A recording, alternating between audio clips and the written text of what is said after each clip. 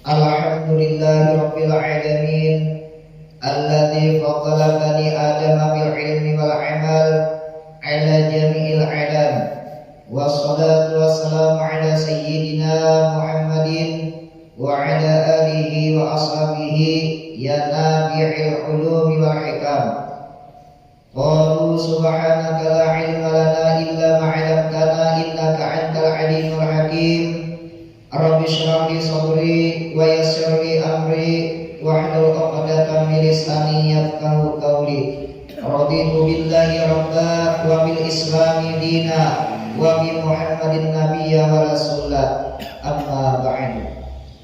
Alhamdulillah, segala puji bagi Allah Subhanahu wa taala, karena mana kudrat dan iradatnya jualah sehingga kita di sini dapat berkumpul. Tujuan kita sama, yaitu untuk melaksanakan perintah Allah, mengerja sembahyang subuh secara berjamaah, dan lagi diisi dengan tausiah atau ceramah pada subuh hari ini.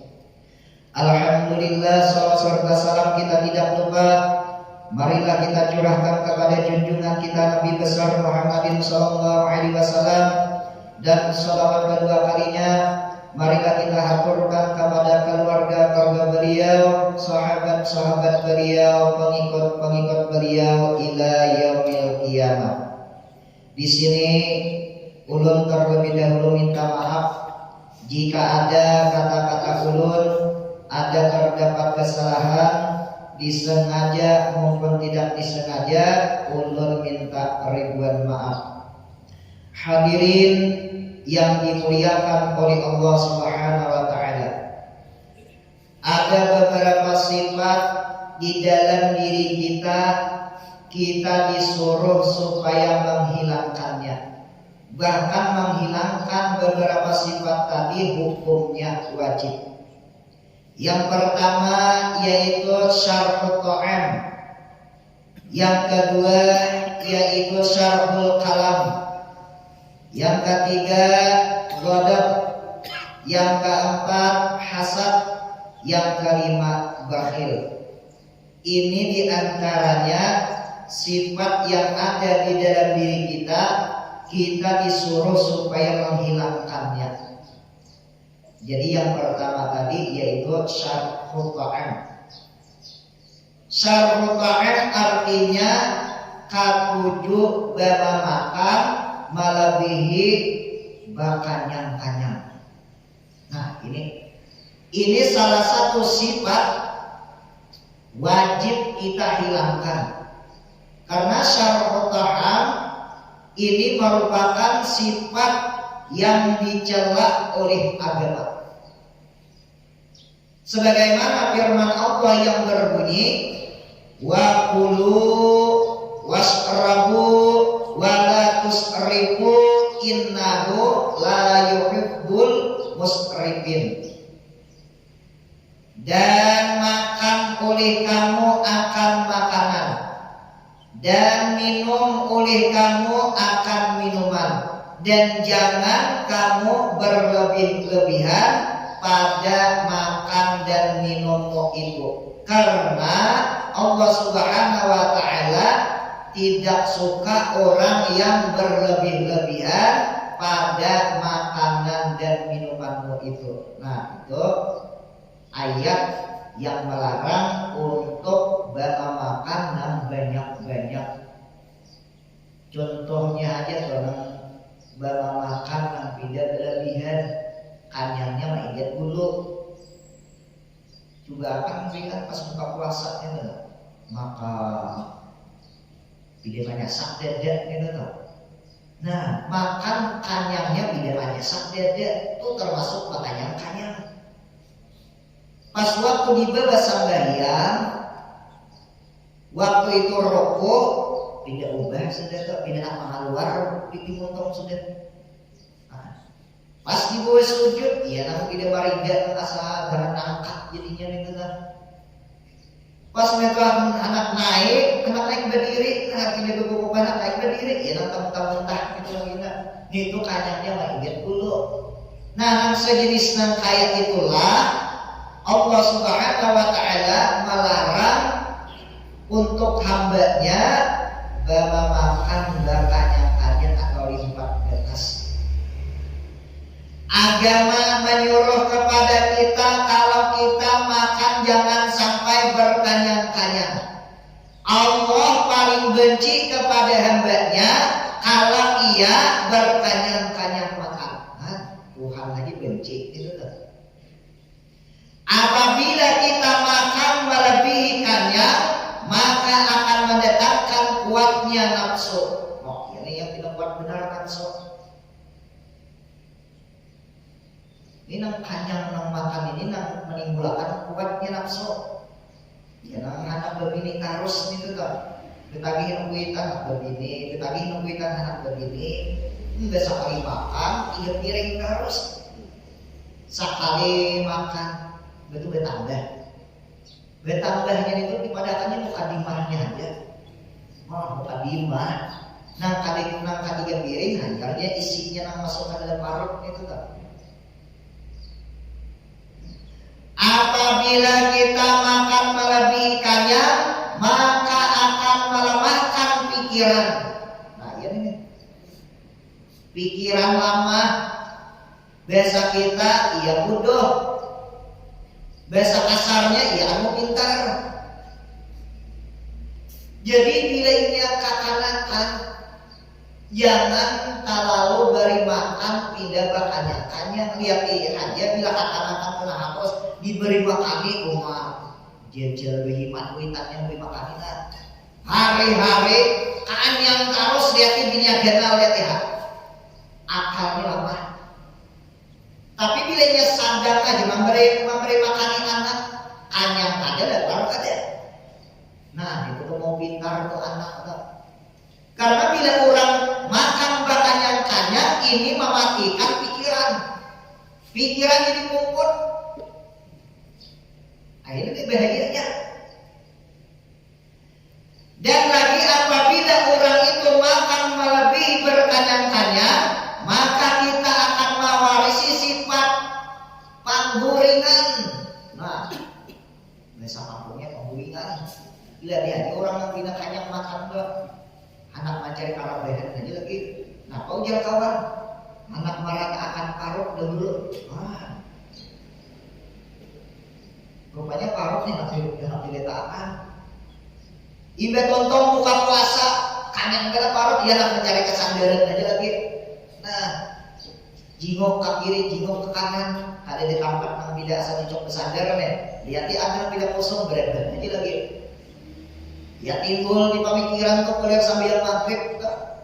Ya dia rumahnya apa abahnya masih kan sambil maghrib kan kayak orang aja meratakan parut dulu nah ada kuliah ujar rumahnya tapi tanah ujung sudah kayak setelah lagi aja masa parutnya sekali nyaman aja nah liwat udah seperapat pada setengah 7 kayak orang nggak berkorban sesabilah ya nah ya kita sampai isya ayo. Nah, apa kabarnya? Iya apa dia? Asal ada nyaman parut ya ada kawas sama dia. Nah, iya jadinya tuh. Gara-gara apa? Gara-gara makan pindah bakanyang-kanyang. Makan yang pindah berlebihan gitu tuh.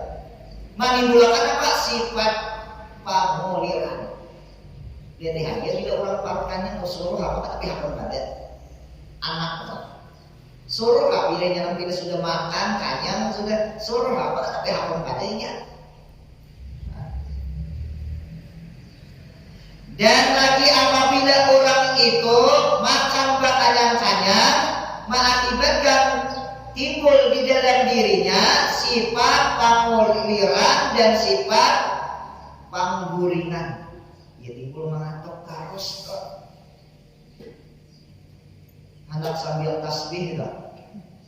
Sampai kamu makan dulu. Ya jangan dimakan makan. Kanyang benar makannya. Pas sampai maghrib sudah. Betul sampai yang maghrib. Nah, ini lain cara-caranya anak sampai yang tasbihnya. Ada yang betul sampai yang maghrib baca yasin dulu juga. Kenapa sampai yang hajat dulu? Habis itu betul sampai yang hajat baca yasin 3 kali. Betul habis membaca yasin anyar apa namanya masuk isya. Udah masuk isya anyar sampai sudah tasbih di dekat. Nah, besok isya hanya sudah tasbih. Ini lain-lain. Ada yang udah habis sampai maghrib langsung mau baca yasin. Ada juga itu kan. Udah tonton baca yasin sampai 3 kali masuk isya. Udah habis sampai isya anyar sampai sudah tasbih. Nah, lain-lain. Nah, ini udah masuk pas banget dia sampai tasbih, pas waktu sujud kan si bangunan lagi diganti oleh kawan, timbul suara, nah guring sekalinya, sembahyang guring, ibarat benar ini. Ada orang di sini sembahyang sholat tasbih, pas waktu sujud, ada bangun lagi guring sampai salam. Ada dapat lagi di masjid sini, kamu di bangunan ada, ayo. Orangnya sigar benar, mata kan mengantuk. Baca yasin, semangat benar. Sambil isya semangat benar. Rupanya nang pindah ubah itu pas orang sudah sambil isya, sambil sunat 2 rakaat dulu sebelum sambil tasbih. Betul sambil isya, sambil sunat 2 rakaat kalau orang tak saatnya naik dulu. Timbul mengantuk. Pas orang sambil yang sunat tasbih, bukan naik. Matanya pindah ubah sudah kiri-kiri ya. Pas waktu sudah mulai rukuk, baru putus sujud, kena dia. Betul orang bangkit, kata aja bagaimana? Ujar kawan ini udah mati, kata apa ya? Padahal mau bangkit lagi. Digerak, ada mau juga. Nah, pakai siku, ada mau juga. Oh mata. Sekalinya apa? Ditakuni, betul tong sampai yang sunat tasbih, ditakuni oleh kawan. Aku jadinya makan kan benar-benar jam 5 lewat pertengahan tuh makannya kanyang benarnya sampai lagi gede aku kanyangnya merasa ayo iya orang makan itu rasakan kanyangnya ada ingat parut rasanya kanyang ada ingat dada rasanya ada ingat bulu nah ingat bulu ini nyata benar sudah kelebihan makan makanan kanyang ini. Nah, sejenis nantai itulah menimbulkan sifat dicela oleh Allah Subhanahu wa taala. Dan lagi apabila orang itu ketujuh makan, ilmu pun tidak mau masuk kepadanya. Orang yang menuntut ilmu apa? Makannya berkanyang-kanyang, ada mau masuk ilmu. Orang sekolah umum, SD-nya apa? Sanawiyahnya kah, iskim-nya kah, iskim A-nya kah, aliyahnya kah, pesantrennya kah. Bila ia sebelum belajar, makan ia berkanyang-kanyang ilmu kalau masuk. Ini bahayanya nih. Makanya anaknya itu jangan diberi makan, pindah berlipat-lipat. Kenapa pindah berlipat-lipat itu makannya itu kan?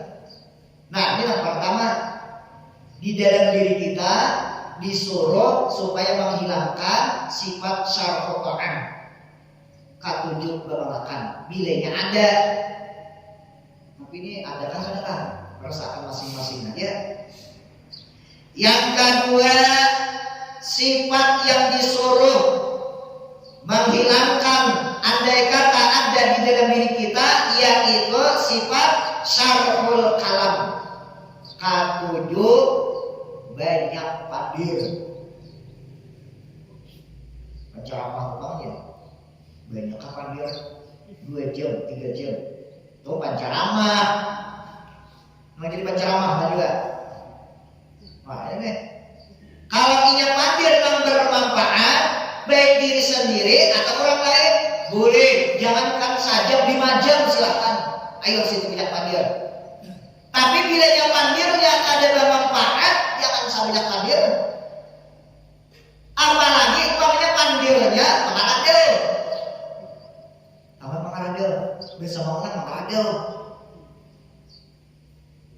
Mulai awal yang mustahil harus pandir sampai untung. Bahkan di dalam pandir itu kurang ceroboh, kurang umpamanya lanji desa kita. Oh mah. Mulai awal pandir sampai tutup pandir bilang dusta terus kisahnya nih. Betul kurang kisahnya kurang mengadil gelegokan dia akan ketawa umpamanya. Apabila orang itu daun, pandir ceroboh. Apabila orang itu ada mendengar, nang mendengar itu umpan berisanya. Ayo, dimasukkan oleh Allah Subhanahu Wa Taala 70 tahun di dalam api neraka. Bagi orang yang banyak pandirnya ceroboh. Baik itu nang mengatakan atau nang mendengarkan. Mana sama yuk ini nih. Makanya di dalam kitab Hidayatus Shalihin itu makruh hukumnya mandir sesudah sembahyang sholat isya. Sudah kentung kita sembahyang isya, pandir. Bermalaman tuh pandir itu makruh. Kalau pandirnya ada bermanfaat. Tapi pilihnya pandir bermanfaat, ada makruh pandir hukumnya. Nah ini Pak, para awak mau kita lihat. Dia bertemu sama isya dia, beli karuan dia, ujar gini. Oh abahnya nak makan iwak nafak dia ada kawat leh ujar nang bini nak abahnya nih pindah ubah tapi banyak pandir lagi nang masih masuk pada rumah pandir terus bilang suara abahnya terus pandir ini bilang pandir bilang suara aku terus ada nih ujar nang bini kenapa alah rupanya udah mendengar sampai yang syukur tadi ini sampai yang ceramah kan tapi banyak pandir lagi bagusnya kayak itu. Tapi hati-hati kalau begini mah anggap abahnya ini kadang hilang lagi nih, ada sayang kan, ada cinta kan, ada orang. Pulang. Ini nih.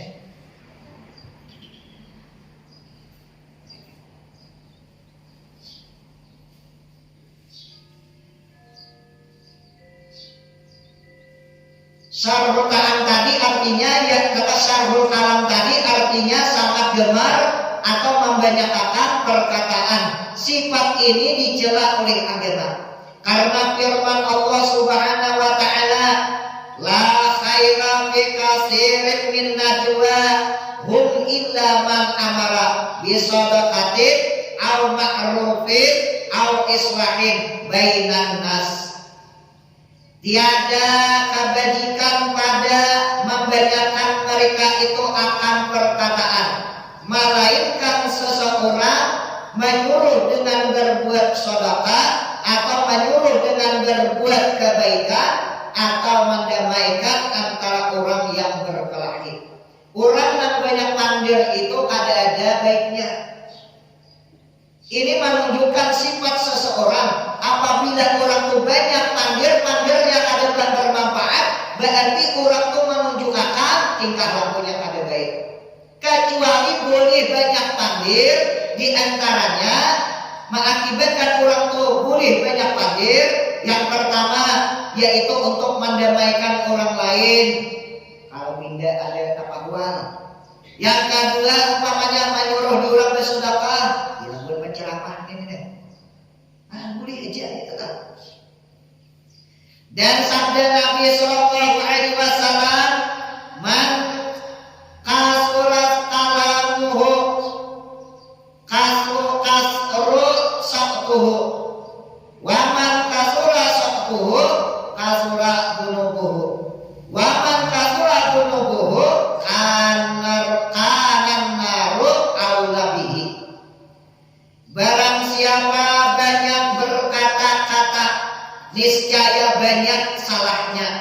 Dan barang siapa banyak salahnya, niscaya banyak dosanya. Dan barang siapa banyak dosanya, niscaya adalah api neraka itu terlebih aula atau terlebih utama dengan dia. Banyak mandir, banyak salahnya. Banyak salahnya, banyak dosanya. Kurang banyak dosa, yang lebih aulanya atau yang lebih utama neraka namanya depan. Ini bahaya itu banyak pandir. Makanya kalau orang bahari ini orang bahari, amunnya ada panting, ada tidak pandir ada.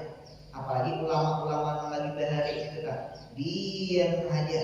Tapi bilanya ada orang bertakut sampai akan didin. Bilanya ada bertakut ramai aja sih. Ulama bahari ada tidak pandir. Itu ulama bahari itu kan. Nah ini nih. Apabila kita banyak pandir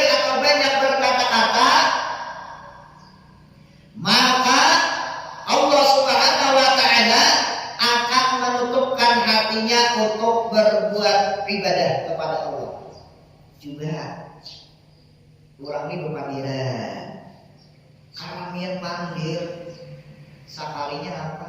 Sampai masuk Isya. Tapi yang Isya masuk sudah ngarang rami pandir benar aja orang bangga. Ada kesampaian awal pandir aja. Nah ini nih nama akibatkan tuh, nama menimbulkan di dalam diri itu timbul keadaan manggawi. Ngarang asik pandir sudah kayak aja dia di rumah aja dia kita manggawi sampai Isya ya. Tanggung lagi pandir nah iya. Apabila kita banyak pandir yang tiada bermanfaat, maka nantinya di akhirat tidak bakalan bisa bercakap-cakap atau berpandir dengan Allah Subhanahu wa taala. Di dalam dunia banyak pandir, tapi pandirnya yang kada bermanfaat, di akhirat tidak bakalan nantinya bisa kada berpandir lawan Allah taala. Karena kita di akhirat kalau kita berpandiran lawan Allah taala, di dalam dunia kada kawan kita. Karena di akhirat kayak apa aja pandirnya, pokoknya pandiran tahu mati aja dulu kita, mati dulu. Itu kiamat kalinya, nah ayolah kita tahu di dalam dunia ini ada kalau masalah pandiran masalah kayak itu, nah ianya kan akhirat. Nah itu yang kedua disuruh membuangi andai kata ada di dalam diri kita yaitu sifat syarhul kalam, katujuh pandir. Yang ketiga yaitu kita diperintahkan lagi untuk menghilangkan sifat yang ada di dalam diri kita yaitu sifat ghadab. Arti ghadab itu sifat penyarikan. Umat salah sedikit sakit. Orang bertakon aja kan.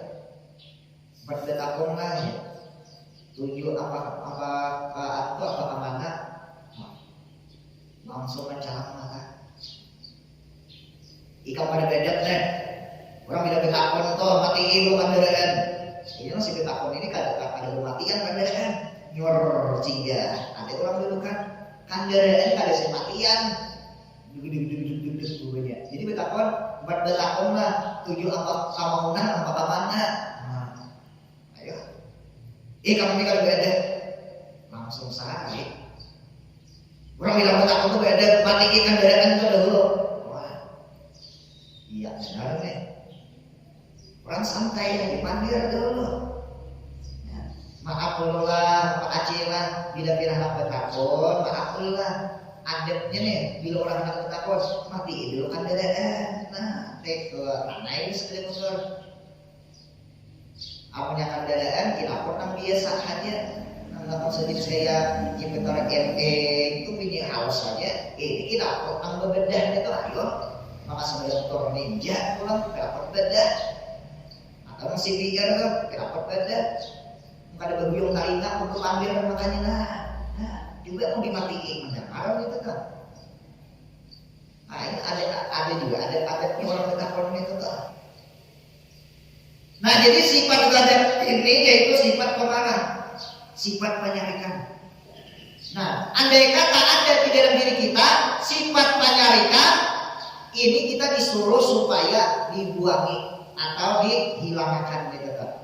Adapun sifat pemarah ini dicela oleh hukum syara atau hukum agama. Agama mencela, agama melarang bagi ada di dalam diri seseorang sifat pemarah. Karena sifat pemarah itu bisa mencelakakan baginya. Bisa mengakibatkan celakaan diri kita atau gara-gara apa? Gara-gara sifat pemarah.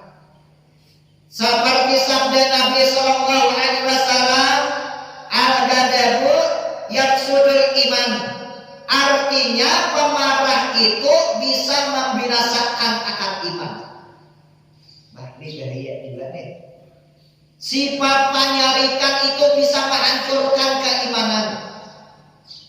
Makanya Rasulullah SAW menganjurkan andai kata ujar Rasulullah ada di dalam diri umatku bersifat pemarah, hilangi. Kayak apa caranya dahulu? Nah, lalu pulang caranya menghilangi sifat pemarah ini harus ada ilmunya tentang masalah kesabaran. Ya, ilmu tasawuf ini kan.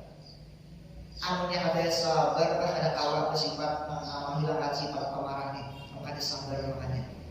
Yang mana ya menurut sabar? Ya Allah, kita ini bisa menyuruh, siapanya aja bisa menyuruh, tapi tak ampah diri kita sabar. Tak ada kan? Bisa menyuruh sabar aja lah. Ada kawal, ini sudah takdirkan. Pak ampah seorang kawal ada kan? Sabar aja lah, ya sabar. Ada kawai, karena kita hidup di dalam dunia nih, ada bahagia, ada sedih. Kita anak ikan sedih, sabar ya kawan lain. Kenapa? Tinggalkan diri. Takjul bini pada rumah, apakah hidupnya itu tak? Jadi nang lagi itu mau ayah ada kawai aja ayah. Nang menyuruh sabar tadi, iya. Pas umpamanya seorang itu tak mati bini sabar banget kan? Malakian mati gini, ya kisah-kisah urip. Betis dincang berhimat ka kadinding katawin, bubul kawin, kasiput kawin. Ayo ujar kawan, maka menyuruh aku sabar. Nang lagi aku nang ditinggalkan biniku, matinya bini, kisah-kisah. Bisa menyuruh aja nih, ya Allah. Kita ini bisa menyuruh aja, siapanya aja bisa menyuruh. Tapi awak adanya, nah ini pilihnya tak apa kita. Awak ada kan sabar. Siapanya aja tuh bisa menyuruh sabar, menyuruh ibadah, menyuruh taat kepada Allah. Nah tukang suruh tuh awak ada kan? Ini berita manusia ini nih. Mudah Allah memberi kepada kita sifat kesabaran mudah-mudahan. Tidak bakalan bisa kuat iman kita kepada Allah dan kepada Rasulullah kalau masih ada di dalam diri kita sifat pemarah. Jangan mengharap di dalam diri ini kuat keimanan, baik itu iman kepada Allah atau iman kepada Rasulullah. Jangan mengharap kuat iman kalau di dalam diri masih ada sifat pemarah. Ayo pian. Makanya Rasulullah menyuruh badakan umatnya supaya menghilangkan sifat pemarah. Ini salah satu penyakit yang ada di dalam hati. Penyakit batin itu tuh. Sifat pemarah itu datangnya daripada syaitan. Nah ini nih, bisikannya itu tuh. Dan Rasulullah SAW paling benci kalau ada di dalam diri umatnya yaitu bersifat pemarah. Rasulullah tuh melihat umatnya ada sifat pemarah, langsung didatangi oleh Rasulullah. Ujar Rasulullah, "Hai, hilangkan sifat pemarah." Ujar Rasulullah, andai kata jika pada hakun menghilangkan sifat pemarah, ini bisa menghancurkan keimanan. Ikan beriman kepada Allah, ikan beriman kepada Rasulnya, tetapi masih ada bersifat pemarah, tidak bakalan bisa kuat keimanan. Masih orang itu kenapa ujar Rasulullah kuat imannya? Nah kalau masih ini, ya ada kuat di dekat. Kita kebanyakannya sifat pemarah ini tidak dianggap yang tidak biasa-biasa aja, tapi itu luar biasa bahayanya. Maka dari itu kita disuruh supaya menghilangkan sifat pemarah. Apabila kita tidak mau menghilangkan sifat pemarah sampai mati, maka bisa ia mati dalam keadaan su'ul khatimah. Ayo,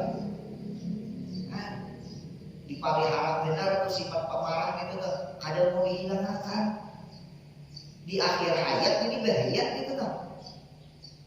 Bahayanya apa? Bisa menimbulkan mati dalam keadaan kader baik.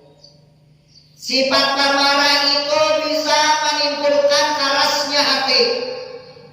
Sifat keras hati itu dihilangkan, maka bisa di akhir hayat tidak bakalan bisa mengucap kalimat la ilaha illallah. Ini bahayanya dok.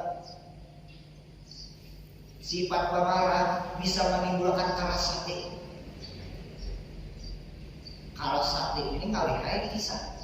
Pokoknya di antaranya orang karas hati, bilanya disuruh atau ditagur masih. Itu tuh tandanya tuh.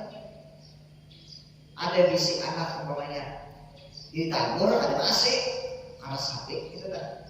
Ada bisik anak disuruh sambayang ada masih karas hati gitu kan. Ada bisi bilik umpamanya pulang disuruh itu pada masih uji laki kumanya di jam mana udah nih jam 6 besok rapat sudah ayo ke maghrib dulu kena aja orang lihat TV mati dulu TV kena mulai aja tabung lagi dia rame lagi filmnya dia sampai tanggal 7 disuruh iya kok kada mau sanono hakon kuma uji nang bini angkat dulu ulang aja kuma disuruh berangkat kuma laki ngan kahandakan bini supaya sambil hakon angkat hakon mengilik hakon ambil mampu apakah mau duit apakah dekor anak dulunya jadi kuda laki ini nih beginian jangan sampai laki menyuruh dia ini laki menyuruh hanya manggil dia laki air kumanya kasih sampai hiang ini Isa sudah dilandung ini jam 10 sudah apabila bisa tanggung lagi nanya kena aja lagi rame lagi pilih dia laki pilih apa jarang dilihat pilih ikatan cinta nah ujar laki ikatan cinta karosa dilandung nih malam senayat nih ikatan batin apabila lagi ayo ya benar leh. Nah itu yang ketiga sifat ghadab disuruh supaya menghilangkan. Yang terakhir yaitu sifat kita disuruh untuk menghilangkannya lagi yaitu sifat hasad. Artinya hasad ini yaitu dengki.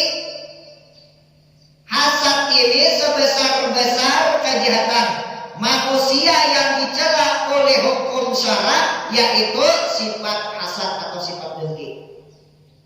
Ini sebesar-besar kejahatannya. Ayo, sifat dengki.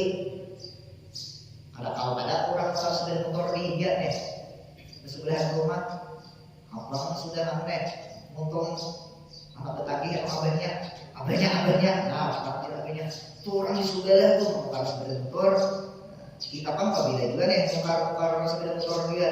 Hujan lagi itu ada harus kopi itu ada dia kopi itu nang tiga rumah tuh apa nang di sebelah kanan sebelah rumah tuh sebelah motor inmek kan apa inmek nah marah lah hujan lagi inmek apa kan ngalih itu kagenalan dia ngalih nampang jadi pimpinan baru duitnya juga nah ya nih di sebelah rumah orang kita tanya tukar motor rumah panas sampai abahnya kurang tukar motor tuh nah udah lagi nah marah orang kada kawan asal ada tarik mana punya orang hadapan juga ujar nang laki duitnya kada ada kurang itu mah ketika ada begawe pian PNS tuh orang mahupor tukar motor pertoner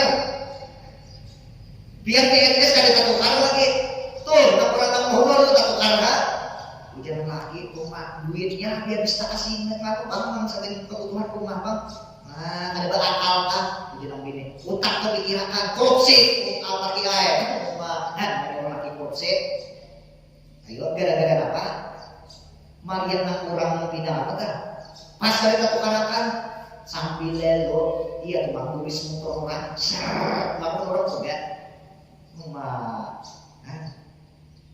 sifat dengki ini nih.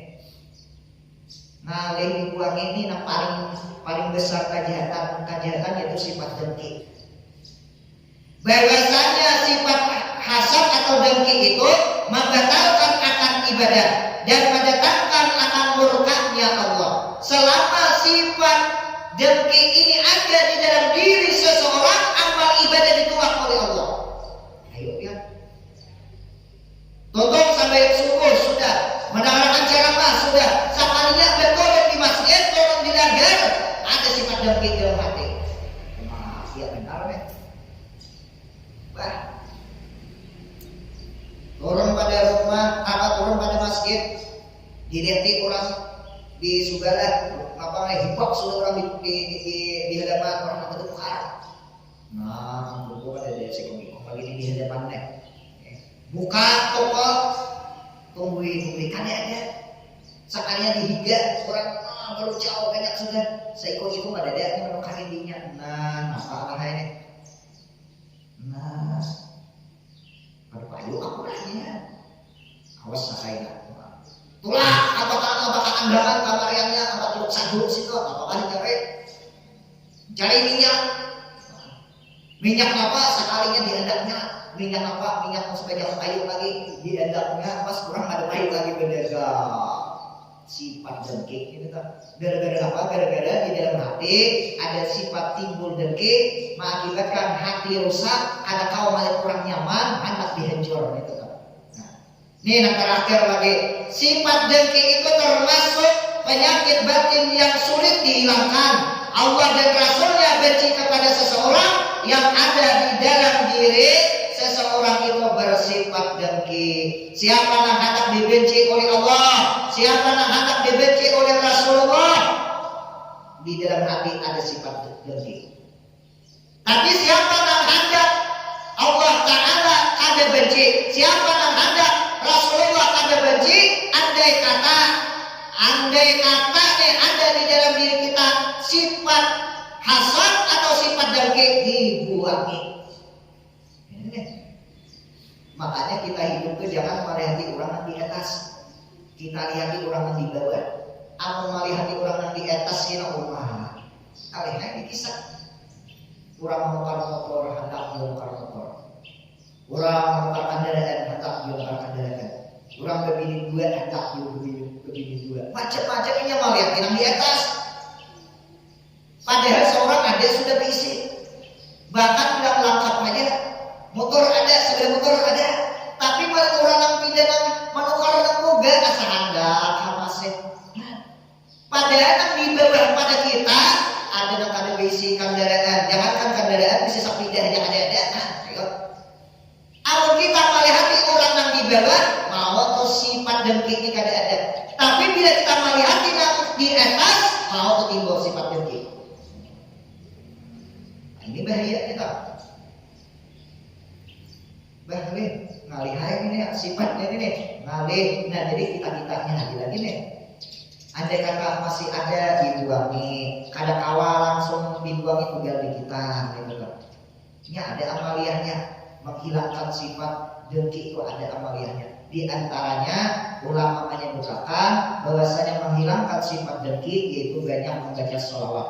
Salawat itulah melebur di dalam hati atau menghilangkan sifat dengki. Selama orang itu mau beramaliyah salawat, maka Allah Subhanahu wa Ta'ala akan menghilangkan sifat dengki. Mudah-mudahan Allah Subhanahu wa Ta'ala memberi keberkahan kepada kita, dan lagi mudah-mudahan amal ibadah kita diterima oleh Allah Subhanahu wa Ta'ala. Mudah-mudahan Allah Subhanahu wa Ta'ala menghilangkan sifat syahul ta'am, sifat syahul kalam, sifat ghadab, sifat hasad, dan sifat bakhil. Mudah-mudahan di akhir hayat kita mudah mengucap kalimat la ilaha illallah, mati dalam keadaan beriman bi ghairi hisab. Amin amin ya rabbal alamin. Al-Fatihah.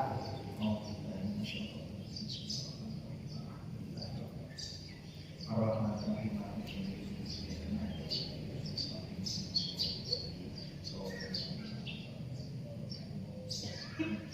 Amin amin ya Allah. Bismillahirrahmanirrahim. Alhamdulillahirabbil alamin wassalatu wassalamu ala asyrofil anbiya'i wal mursalin sayyidina wa nabiyyina Muhammadin wa ala alihi wa sahbihi ajma'in. Ya Fatah ya Razzaq ya Alim, ya Fatah ya Razzaq ya Alim, ya Fatah ya Razzaq ya Alim. Kulluhan hadirin. Allahumma razuqna hubbaka wa hubba man yuhibbuka wa husna kulli amalin yuqarribuna ila hubbik. Allahumma inna nas'aluka ridha wal jannah wa na'udzubika min sakhatika wan nar.